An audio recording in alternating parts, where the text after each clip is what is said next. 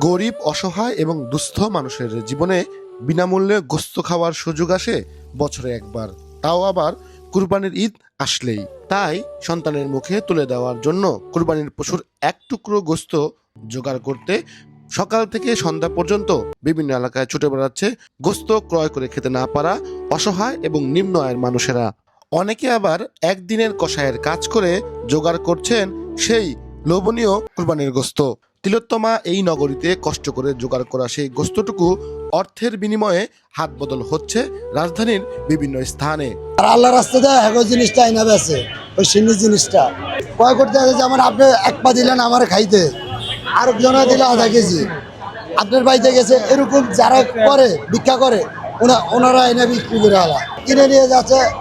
ভালো ভালো ভালো মানুষে নিয়ে যাচ্ছে, যারা কোরবানি দিতে পারেনি, হয়তো 2 কেজি গোস্ত নিল, যাদের সমর্থনে 2 কেজি গোস্ত নিল, 3 কেজি নিল, 5 কেজি নিল, এরকম।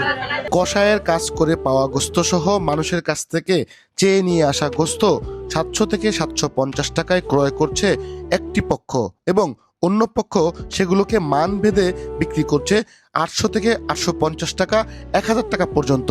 মানে গরুর মাংসই কিনতে আসছি, আমরা কোরবানি দিইনি, এর জন্য কিনতে আসছি, কিন্তু দাম তো অনেক চড়া। দাম 1000 টাকা চায়, 1100 টাকা, 900 টাকা, মানে একজন এক দাম চাচ্ছে। এই কিনছে 800 টাকা, বেশি 850 টাকা, আবার 750 টাকা কিনলে 800 বেচা লাই। দারণগ গোসলে আয় ব্যস্ত বিলা, আর মনে করেন কাম করে ওকে পাইতে দারণি করে হেরো ব্যস্ত লয়, মানে আমার দিয়েছে আমার বাড়ি ঘর না, আমি এনে বেচা লাইল। এরা কি বেচে আমরা কিনা লই, আমরা বেচা লাই লগে লগে। চোখ লজ্জায় কারো কাছে চাইতে না পারা মানুষ সহ কুরবানি দিতে পারেনি এমন অনেকেই এই বাজার থেকে কুরবানির গোস্ত ক্রয় করছে। কুরবানি নিজে দেই আর কি।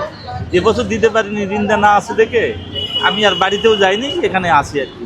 আমার একটু গোস্তর দরকার, তো আমার গ্যারেজে 15-20টা মানুষ আর কি, এদের তো কোনো গোস্তর কোনো ব্যবস্থা নাই, ঈদের দিন আজ কিছু খাইতে হবো, তো এই জন্য একটু গোস্ত কেনার জন্য আমি আসলাম।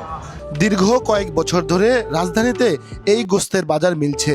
ঢাকার কণ্ঠ, নিউজ ডেস্ক।